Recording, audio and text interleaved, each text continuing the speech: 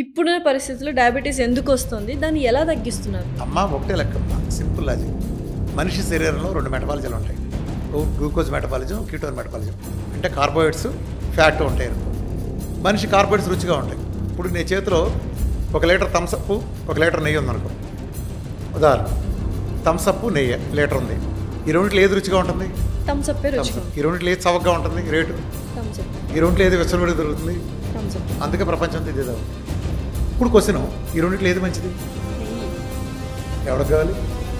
చవకగా ఉంది, రుచిగా ఉంది, వెచ్చలోడికి ఎద్దురు. బట్ ఇన్ని హాస్పిటల్ ప్రపంచంలో, ఇంత పెద్ద buildings, hospitals, hospital doctors, medical colleges, ఇన్ని రీసెర్చ్. వ్యాపారం అమ్మా, అదే చెప్తున్నాను. మెడిసిన్ చదవటానికి అన్ని కోట్లు ఎందుకు అవుతుంది?